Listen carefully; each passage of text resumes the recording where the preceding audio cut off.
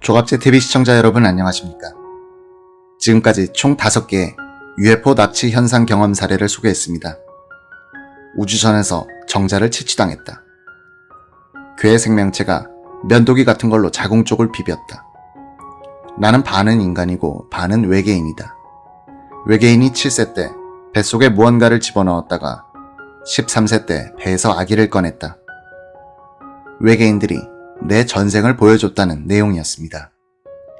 하버드 의대 정신과 과장을 지낸 존 맥 박사가 1994년 쓴 납치라는 책에는 총 13개의 사례가 소개되어 있습니다. 가장 간단한 사례부터 복잡해지는 사례 순으로 이야기가 흘러갑니다. 지금까지 소개한 사례도 사실이라 믿기에는 황당한데 앞으로 펼쳐질 이야기들은 과연 무엇일지 궁금해졌습니다. 또한 하버드 의대라는 최고의 기관에서 활동한 사람의 이야기라고 해서 무조건 믿어야 하는지에 대해서도 의문이 생겼습니다. 이런 궁금증 때문에 1994년도 책 출간 당시의 기사를 찾아봤습니다.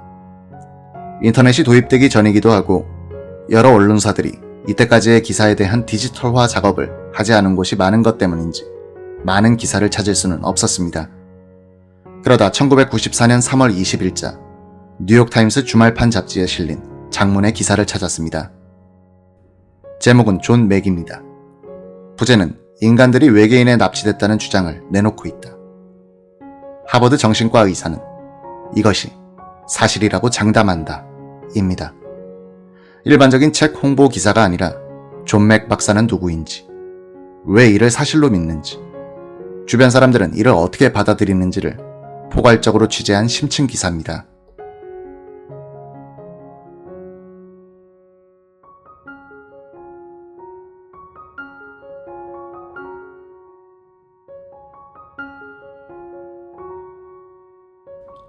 이 기사는 외계인과 성관계를 맺어왔고 하이브리드 아기, 즉 인간과 외계인의 혼종아기를 만들었다는 피터 파우스트와의 인터뷰로 시작합니다.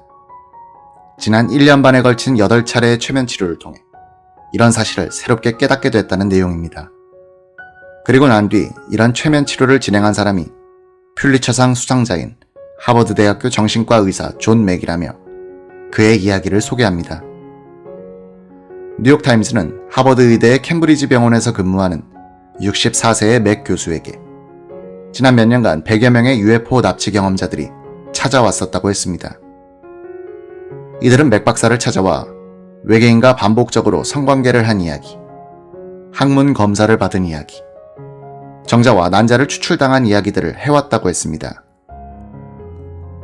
프로이트파 정신분석가인 존 맥은 이를 매우 흥미롭게 받아들였고 지난 30년간의 정신과 생활 중 들은 가장 충격적인 내용의 이야기들이었다고 했습니다. 뉴욕타임스는 맥 박사가 이런 환자들에 대해 갖고 있는 관심이나 이에 대한 내용을 책으로 쓰고 있다는 것이 사람들에게 충격을 주지는 않을 것이라며 사람들이 충격을 받을 부분은 그가 이들을 믿는다는 점이라고 했습니다. 또한 지금까지 외계인과 만났다는 사람들의 이야기에 대한 책은 여럿 있었지만 존 맥 박사 정도의 위치에 있는 사람이 쓴 책은 없었다고 했습니다. 맥 박사는 뉴욕타임즈와의 인터뷰에서 이 사람들하고 처음 이야기를 나눴을 때 정신의학으로는 설명할 수 없는 문제가 있다는 것을 깨달았다고 했습니다. 그는 이들이 말하는 내용을 들어보면 정신적인 측면과 관계가 없는 것 같았다며 정신 문제가 아니라 트라우마를 겪은 것처럼 행동했다고 했습니다. 그는 트라우마라는 것은 외부 요인으로부터 생기게 되는 것이라고 했습니다. 맥 교수는 악몽과 인간의 갈등이라는 책도 썼는데 악몽 문제에 있어서도 전문가였습니다. 그는 이들의 이야기는 꿈이 아니었다고 본다고 했습니다. 이들 모두 이야기하는 것이 일관성이 있었다고도 했습니다. 또한 사람들의 관심을 받기 위해 이런 이야기를 지어내는 것 같지 않다고 했습니다. 맥 박사는 이들은 자신들이 이런 일을 겪었다는 것을 믿고 싶지 않아 한다며 이들은 이것이 그냥 꿈일 뿐이고 미친 생각일 뿐이라는 말을 듣고 싶어 한다고 했습니다. 뉴욕타임스는 이후 맥 박사가 걸어온 길을 소개했습니다. 맥 박사는 하버드 의대의 정신의학과를 무에서부터 유로 만든 인물이라고 했습니다. 이 정신의학과를 하버드 대학교의 또 하나의 자랑으로 만들어낸 사람이라고 했습니다. 뉴욕타임스에 따르면 맥 박사는 뉴욕 출신의 독일계 유태인입니다. 요르단 지역에서 낙타를 타고 돌아다니며 아라비아의 로렌스라는 영화 주인공인 영국인 장교 로렌스의 전기를 써 1977년 퓰리처상을 받았습니다.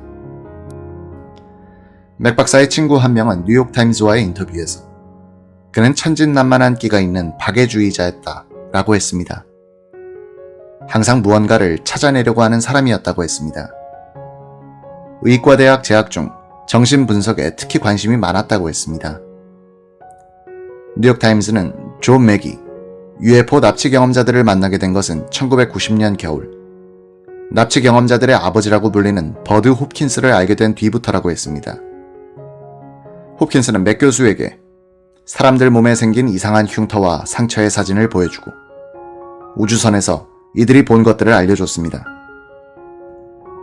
맥 교수는 납치 경험자들은 이런 특이한 경험을 한 건강한 생각을 갖고 있는 사람들이었다며 이들의 이야기는 서로의 이야기와 일치하고 이들은 이런 이야기를 다른 사람들로부터 들은 것이 아니었다고 했습니다. 이들은 뭔가 영혼적인 방식으로 행동하는 것으로 보였다고 했습니다. 그는 1991년 봄부터 납치 경험자들을 만나기 시작했습니다. 친구와 동료들은 이를 만류했으나 맥을 멈출 수는 없었습니다. 맥 교수는 우리의 현실 세계에 거대하고 특이한 혼종 생산 프로그램이 침투했다며 수십만 명 혹은 수백만 명의 인생에 영향을 끼치고 있다고 했습니다. 맥 교수는 뉴욕타임스에 이들은 외계인들에 의해 당시 기억을 떠올리지 못하도록 돼 있었는데 이를 최면요법과 호흡요법으로 되돌려낼 수 있었다고 했습니다. 대다수의 납치 경험자들은 이들이 본 것이 꿈에서 일어난 일이라고 생각했다고 합니다. 맥 박사는 이를 현실 부정 행위로 봤습니다. 현실 부정에서 깨어나게 되면 실체를 볼 수 있게 된다고 했습니다. 맥 교수는 최면 과정에서 거짓된 기억을 떠올려내는 것이 가능하다는 점은 인정했다고 했습니다. 다만 이는 기억 일부일 때의 이야기라고 했습니다. 하버드 캠브리지 병원의 정신의학과 총괄로서 맥 교수의 상관이기도 한 말카 노트먼은 뉴욕타임스에 아무도 맥의 주장을 믿지 않는다며 그가 다른 분야의 일을 했으면 좋겠다. 완전히 틀린 일을 하고 있다고 했습니다.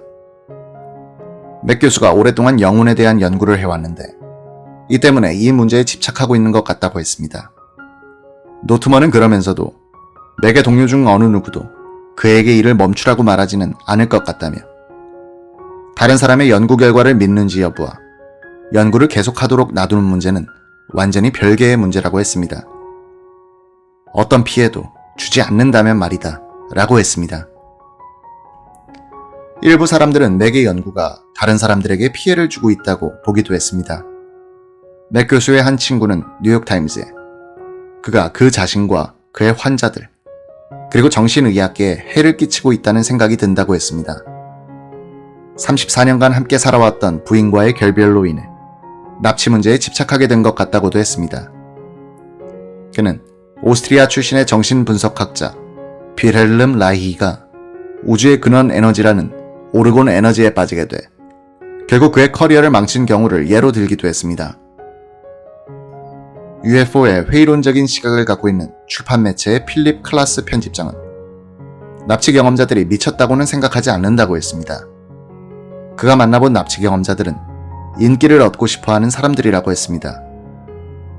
원래는 오프라 윈프리 쇼 같은 곳에 출연도 못했을 사람들이 이런 주장을 해 방송에 나오고 있는 상황이라고 했습니다.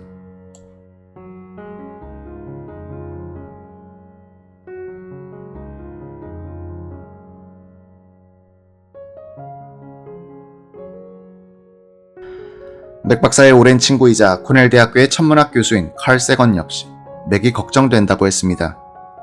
세건은 1991년 코넬에서 하버드 대학교 쪽으로 직접 찾아가 맥이 제정신인지 확인해 보기도 했다고 했습니다.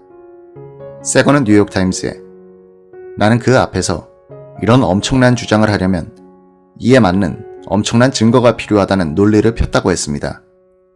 맥은 이런 증거가 하나도 없었다며 그는 그가 들은 이야기와 이들이 사실을 말하고 있다는 자신의 판단만 가지고도 충분하다고 보는 것 같았다고 했습니다. 세건은 퍼레이드라는 잡지에 UFO 납치 현상에 반박하는 글을 썼습니다. 이로 인해 두 사람의 우정에 금이 갔다고 합니다. 세건은 당시 쓴 글에서 환각이라는 것은 자주 발생한다며 평범한 사람들의 일상생활에서도 발생할 수 있다고 했습니다. 그는 이런 환각이 가위 눌림 혹은 수면 마비 상태와 관계가 있기도 하다고 했습니다. 인구의 약 8%가 이런 현상을 경험한다고 했습니다. 일종의 반수면 상태에서 몸이 마비가 되고 무언가 다른 것들이 보이는 것처럼 느껴질 수 있다고 했습니다. 무언가 성적인 현상도 발생할 수 있는데 이는 반수면 상태에서 뇌로 흐르는 산소 공급이 약해지기 때문이라고 했습니다. 맥 교수가 홀로 이 문제를 파헤친 것만은 아니었습니다. 여러 동료들이 맥 교수가 담당하는 납치 경험 환자들을 함께 만나봤다고도 했습니다.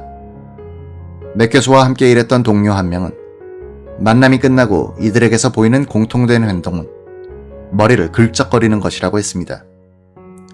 이들은 믿지 않는다는 생각으로 만남 장소에 들어갔다가 만난 장소를 떠날 때는 뭘 믿어야 하는지 모르는 상황으로 떠나게 된다고 했습니다. 맥 교수는 뉴욕타임스에 나를 믿어 라고 했습니다. 내가 심리치료에서 아직도 활동하는 데는 그만한 이유가 있다고 했습니다. 맥 박사의 기사를 검색하던 중 2004년 9월 30일에 쓰인 뉴욕타임스의 부고 기사를 찾았습니다. 첫 문장은 퓰리처상 수상자이자 외계인과 맞닥뜨렸다고 말하는 사람들을 연구한 하버드 대학교 정신의학 분석과 존 맥 박사가 월요일 런던에서 사망했다입니다. 이 기사는 1994년 맥 박사가 쓴 납치라는 책을 소개하며 그는 외계인이 실제로 있느냐에 집중하기보다는 접촉 사례에서 발생한 영혼적 의미에 초점을 두었다고 했습니다. 그러면서 맥 박사는 납치 현상이 모든 사람들에게 있어 철학적으로나 영혼적, 사회적으로도 중요한 의미를 남긴다고 했다 라고 썼습니다. 보스턴 지역 언론이나 하버드 대학교 교내 신문도 아닌 전국지 뉴욕타임스가 약 600단어, A4용지 2쪽 분량의 지면을 할애해 맥 박사의 부고 기사를 썼다는 것은 그의 연구 결과가 순 엉터리만은 아니었다는 방증 아니었을까요? 계속해서 납치 사례들을 소개하도록 하겠습니다. 오늘 시청해주셔서 감사합니다.